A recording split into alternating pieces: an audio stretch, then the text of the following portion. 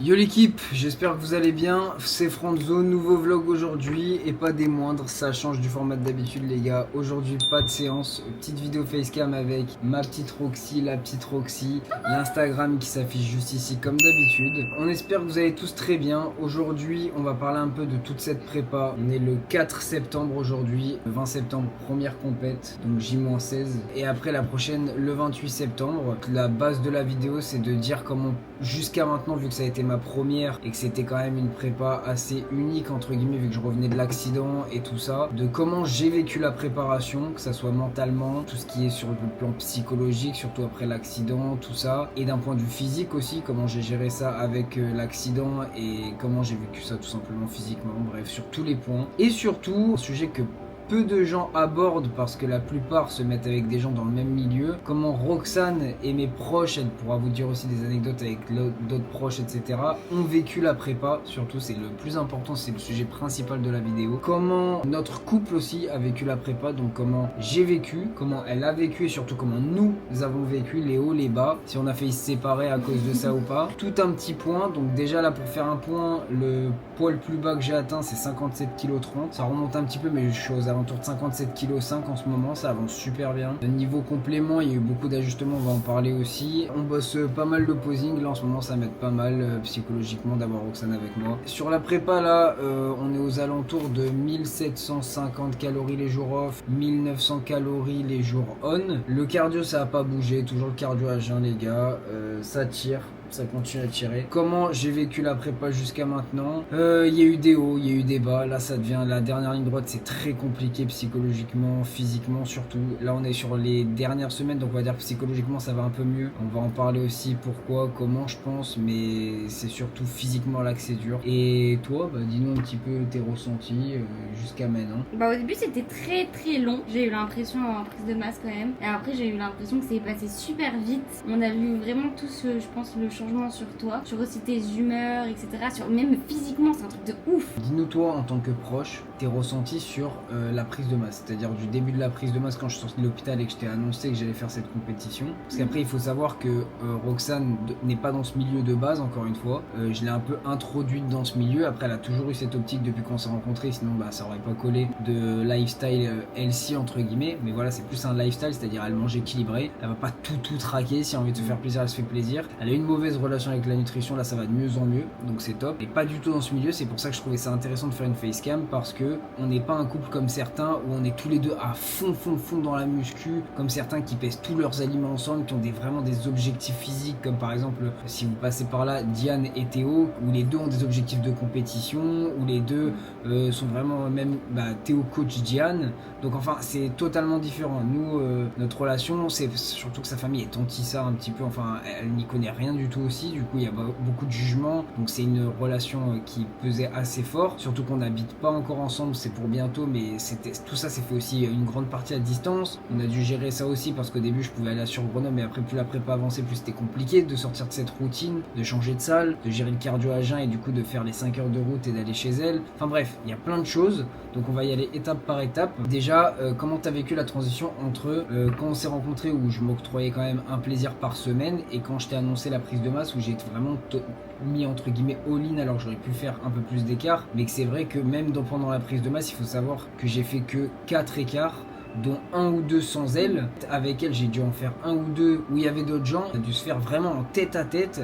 C'était, je crois, que le resto de la Saint-Valentin, concrètement, depuis le début de la prépa. Donc en fait, on a fait un seul resto en tête à tête, les gars. Et ça, quand même, faut l'assumer, faut l'accepter. Donc moi, j'avais mon objectif, mais en tant que personne extérieure comme Roxane, faut tenir, quoi. Donc toi, déjà, comment t'as vécu déjà cette transition entre, même si c'était une prise de masse, où là d'un coup je me suis mis à me peser tous les jours, bilan, etc. Et que je me suis vraiment mis dans une bulle, dans cette compétition où franchement j'ai mis beaucoup, c'était un peu égoïste entre guillemets, même si on concilie un petit peu les deux, mais c'est vrai que tous ces côtés plaisir, j'ai beaucoup mis de côté. Comment t'as vécu du coup cette avancée, cette augmentation de calories au début? Moi ça m'a fait bizarre quand t'es sortie de l'hôpital et que tu m'as dit que tu voulais faire du bodybuilding et surtout la compète, parce que moi je connaissais pas du tout, c'était un milieu que je connaissais absolument pas, et je me suis dit je sais pas à quoi m'attendre, et j'avais un peu peur que tu sois dans l'extrême, parce que dans tout ce que t'entreprends, t'es vraiment à fond, il y a pas de jauge de je vais le faire un petit peu ou quoi, donc je me suis dit ça va être un extrême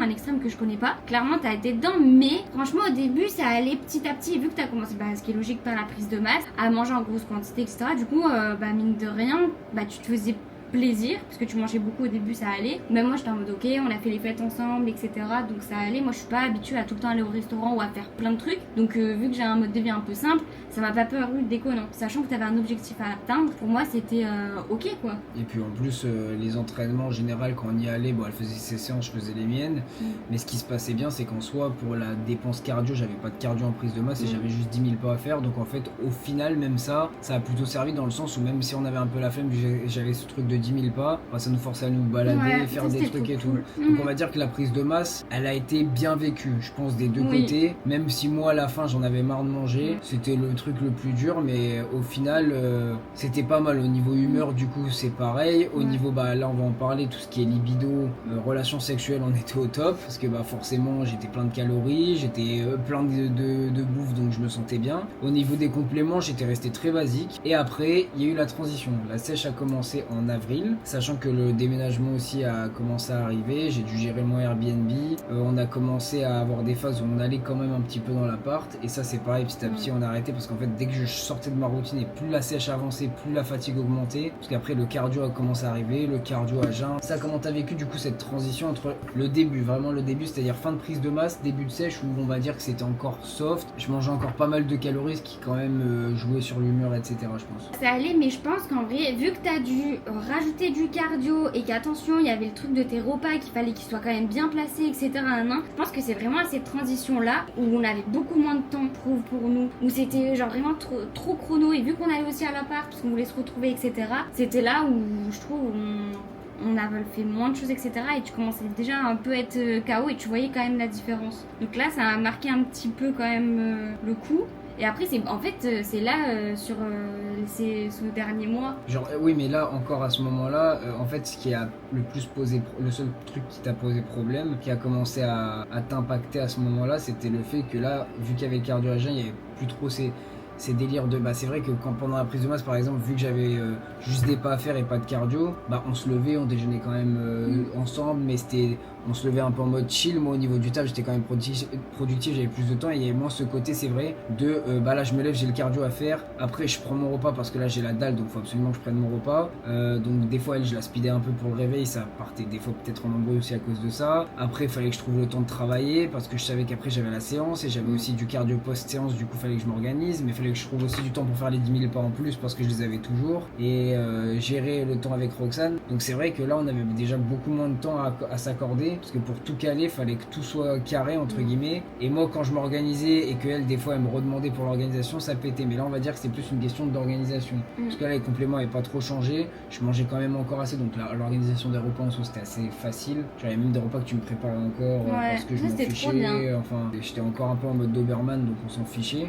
Et je restais très simple en fait, là juste les quantités ont réduit, mais j'étais pas dans ce truc je commençais à ressentir vraiment le manque d'énergie à la fin, et du coup je commençais à ressentir ce besoin d'optimiser le volume, de trucs, je voulais tout préparer pour que ce soit parfait chaque repas, etc. Donc on va dire que là c'est pareil, niveau relations sexuelles on était bien encore, tout était fluide, ça avait pas trop changé, et on va dire que ça a commencé à changer quand j'ai passé la moitié de la prep, je pense, c'est-à-dire au bout de 3 mois de préparation. Là la fatigue a commencé à se cumuler, le déficit a commencé à continuer, ça faisait déjà 5-6 kilos que je perdais, et on recommençait à rentrer dans la phase où on sentait la fatigue s'accumuler, et c'était en plus moi j'avais le Airbnb à gérer, et là on est rentré dans la phase on va dire juillet-août là. Celle-là comment tu l'as vécu? Là ça a commencé, le déficit a commencé à être beaucoup plus gros, je commençais à parler, à penser beaucoup à la bouffe, à m'enfermer dans un truc où j'étais obligé de regarder des vidéos de bouffe, et j'ai arrêté de l'appeler à distance aussi parce que j'avais ce besoin de me retrouver qu'avec mon repas et de faire rien d'autre en même temps, contrairement à la prise de masse où je m'en fichais. Là je voulais pas de distraction pendant mon repas, je voulais me concentrais que sur mon repas et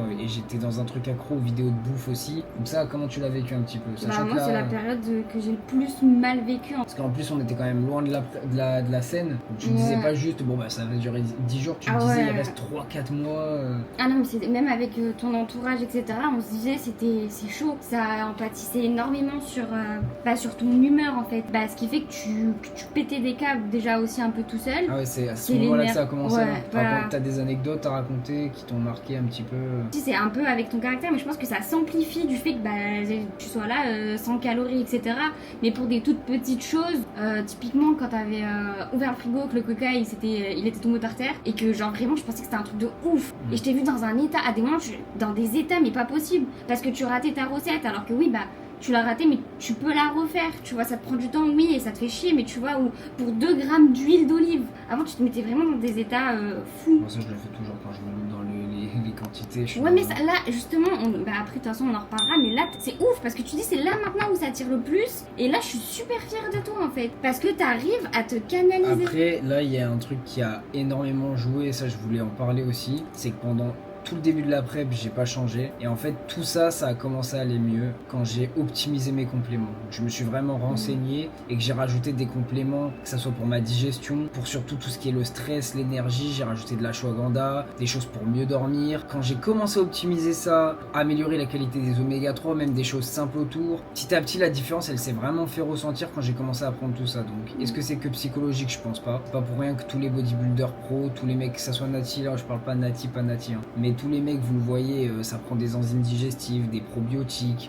ashwagandha, du chrome, de la berbérine, des choses en fait qui nous confortent et qui nous permettent d'avoir une machine qui fonctionne mieux. Et si la machine fonctionne mieux, elle récupère mieux. Si elle récupère mieux, on a une meilleure énergie. Si on a une meilleure énergie, on a moins de fatigue. Et en fait, c'est un cercle vertueux. En fait, la transition a été très compliquée parce que je pense que j'arrivais à un stade de saturation complet. Et là, le fait d'avoir tout ça, il y a plein de choses voilà, qui sont allées mieux. Après, il y a des choses beaucoup plus compliquées, hormonalement parlant. Enfin, c'est pas bon pour la santé l'extrême dans lequel on va. Et ça se ressent sur tout ce qui est la phase libido, je pense. Relation sexuelle qui est beaucoup moins ouf qu'au début dans le sens où bah, j'ai pas l'énergie. Après, ouais, il y a eu des états quand même où tu m'as dit que genre vraiment je m'insultais, je me tapais, je sais pas quoi. Ouais, c'était très compliqué, mais du coup, voilà, en tant que proche, nous on est dans le truc, donc on s'en rend pas compte. Parce que c'est pareil, en fait, on a une période où honnêtement on a failli se séparer. On va pas rentrer dans les détails parce que ça nous regarde nous et c'est pas forcément que à cause de la prépa, il y a plein de choses, etc. On a vraiment pris conscience, je pense, chacun de notre côté, et je pense que ça c'est un conseil qu'on peut donner aux gens dans la vie de tous les jours, et même si vous avez des grosses prépas à faire, des choses comme ça, c'est vraiment de comprendre l'autre et pas juste de l'écouter. On pensait qu'on se comprenait, mais en fait juste on s'écoutait. Elle m'écoutait quand je lui disais que j'avais besoin de ça, ou que j'avais besoin de temps, ou que j'avais besoin de trucs, mais elle me comprenait pas réellement. Du coup, des fois, ça pétait. Et comme à l'inverse, moi je me mettais pas forcément à sa place, j'écoutais ce qu'elle me disait, donc je pensais que je la comprenais, mais je restais quand même un peu égoïste sur certains points. Donc toi, de ton côté perso, quand là ça a commencé à aller mieux, etc. Si tu devais donner un conseil en tant que proche, quelqu'un est avec une personne en préparation et qu'elle doit vivre ça. Bah je pense oui, il y a ce truc où il faut vraiment essayer de communiquer. Et certes, t'es dans ta bulle, c'est un travail des deux côtés, j'ai envie de dire. Parce qu'en fait là, moi, ce pourquoi ça a changé, c'est qu'en fait, si tu veux, c'est comme si t'étais une tornade et en fait t'es envoyé chez tout le monde, t'étais dans ta bulle, t'étais devant tes écrans pour manger, tu pensais que à manger, sport, bodybuilding, tu vois. Ce que je disais à tout le monde, c'est que tu m'as inclus dans ta bulle. T'as envoyé tout le monde valdinguer sauf moi. Et du coup, c'est là où moi j'ai pris conscience de, ok, donc là t'es en train de me laisser rentrer avec toi dans cette préparation et tu m'as inclus et j'étais en mode, ok, donc là c'est un sacrifice que tu fais et je vais essayer de comprendre ce que toi tu veux pour aller mieux et pour arriver à ton objectif final. Le conseil que je donnerais, c'est vraiment de communiquer à fond et d'essayer de comprendre un maximum l'athlète qui se prépare et qui est en question pour essayer de le décharger des poids que tu peux avoir, etc. C'est intéressant ce qu'elle vient de dire parce que ça m'a fait tilt quand elle a dit, moi je dis souvent qu'elle a accepté ma prépa, mais en fait là pour qu'une relation comme ça marche dans un extrême pareil, faut pas juste accepter. En fait là, comme elle vient de le dire, elle a essayé de comprendre comment moi ça pouvait me conforter dans le truc. Et en fait c'est vraiment ça la différence, c'est-à-dire même si elle est pas dans ce monde, sur certains points elle a fait des efforts. Après ça, encore une fois, comme elle a dit, faut communiquer, parce qu'il faut pas non plus faire des efforts et se forcer à faire les choses. Si ça passe pas, ça passe pas. Pour moi, si on n'a pas quand même des passions communes, enfin si elle aimait pas du tout le sport, je pense que ça serait très compliqué. En fait, elle a pris conscience de certaines choses et moi aussi, j'ai mis de l'eau dans mon vin. C'est très important. Je reste quand même à fond sur la bouffe. Je reste quand même super égoïste dans ma prépa sur certains points parce que ça fait partie du truc et on n'a pas trop le choix. Je suis fatigué. Là, c'est la fin. Elle a ce côté-là où même des fois, c'est elle va me dire travaille ton posing, fais ça. Et en fait, en tant qu'athlète, voir que des fois même, c'est la personne qui est pas dans ce milieu mais qui nous complète, qui est à fond, ça change tout. Et en fait, ça aide vraiment psychologiquement. Donc, je pense que c'était important de parler de tout ça parce que vraiment, il y a des moments, c'est pas facile. Il y a des moments où j'ai craqué. Il y a des moments où j'ai plus pleuré, je pense, en 2 semaines devant elle qu'en 1 an et demi de relation. Donc la prépa, elle a vraiment impacté sur certains points. On avait 2 petites questions aussi sur la FAQ. Mais avant ça, faut que tu dises toi aussi des conseils aux athlètes et aux proches. Qu'est-ce que tu aurais aimé que les proches fassent vis-à-vis des athlètes, genre? Alors moi, franchement, le conseil que je peux donner le plus, c'est juste laisser l'athlète aller à son rythme. En fait, il faut que vous compreniez qu'on est dans notre bulle. Et que des vrais amis et des vrais proches, c'est pas juste de dire « je comprends ce que tu traverses ». Parce que malheureusement, c'est con de dire ça, ça fait un peu enfoiré. Mais personne ne peut comprendre tant qu'on l'a pas vécu. Même moi, pour avoir déjà fait des sèches, etc., avant d'être en prépa, je disais « ouais, je comprends ». Mais en fait, non, on peut pas comprendre. Tant qu'on n'a pas fait le truc, rester, se restreindre aussi longtemps. Je parle pas de fast-food ou quoi, mais genre juste que ça soit un resto, de toujours tout peser, de toujours tout contrôler, c'est une pression quand même vachement énorme, c'est long. En fait, faire ça sur autant de temps, c'est très compliqué, surtout qu'encore une fois, moi, j'avais des séances de psy à côté, j'ai l'accident qui m'a impacté sur certains points, physiquement, je continuais à avoir mal sur certains points, donc la douleur, des fois, elle me mettait de mauvaise humeur, enfin, il y a plein de choses, et il y a la vie aussi à côté, gérer le travail, gérer le business, ça stresse, le côté financier qui prend aussi pas mal d'importance. Mais vraiment le conseil que je devrais donner, c'est vraiment de laisser l'athlète ou votre proche, s'il est dans cette situation-là, aller à son rythme. S'il vous met pas dans sa bulle, après ça, comme elle l'a dit, il faut communiquer avec lui si vous avez ce besoin-là. Mais sinon, c'est juste comprendre. En fait, c'est vraiment un travail de compréhension. C'est-à-dire, en tant qu'athlète, comprendre pourquoi ses proches réagissent comme ça, et des fois, se dire, ok, lui, il est pas en déficit, donc lui expliquer moi comment je fonctionne. Par exemple, moi, je sais que j'ai un mental qui fait que j'arrive quand même à assumer pas mal de choses et à faire que la personne peut manger à côté de moi et tout, mais là je suis à un stade où c'est plus compliqué, donc c'est pareil, ça c'est ils me laissent venir. Là je leur ai fait comprendre, je leur ai dit que là je suis à un stade où j'ai beau avoir du mental, mais là ça tire, ça peut me mettre de mauvaise humeur, donc s'ils mangent une pizza, c'est moi j'irai vers eux pour rigoler avec eux, pour dire alors allez à quoi et tout, mais que là c'est pas eux qui vont venir et qui vont me faire chier à me mettre la pizza sous le nez et tout, parce que ça peut me mettre de mauvaise humeur, ou là avant peut-être que je m'en serais foutu, mais là ça fatigue, c'est chiant, etc. Mais c'est vraiment voilà, aller à son rythme, c'est-à-dire quand je suis fatigué, des fois qu'il faut juste me laisser tranquille, pas forcément poser 20 milliards de questions et pourquoi truc, juste les gars là je suis pas dans le mood. Et en fait ça c'est vraiment un travail de compréhension, mais ça va dans les deux sens, hein. C'est-à-dire à l'inverse, si la autre personne, moi je suis par exemple là je suis l'athlète, si elle par exemple elle veut absolument faire un truc et tout, et c'est aussi de comprendre pourquoi elle veut faire ce truc et tout simplement communiquer, savoir comment on peut trouver un juste milieu, et t'as envie de faire un truc ensemble, pas de souci, mais on va trouver un truc à faire que moi je peux me sentir de faire, et là essayer de trouver des compromis tout simplement. C'est ça. En tout cas, merci de me soutenir, de nous soutenir pour ceux qui suivent aussi la petite Roxy. N'hésitez pas à vous abonner. Bientôt, un compte commun qui arrive, les gars. Je vous en dis pas plus, c'est la surprise, mais il y aura de la bouffe, des recettes healthy, du lifestyle, des bonnes adresses, etc. Bref, ça va être ouf. Au niveau des questions sur les stories, du coup, Sacha qui nous demande « Coucou les copains, comment est votre relation entre le début de la prépa et maintenant ?» Nous, vu qu'on a vécu une période compliquée, si vous nous aviez posé cette question il y a 2-3 semaines, on vous aurait dit au début c'était top et à la fin carnage.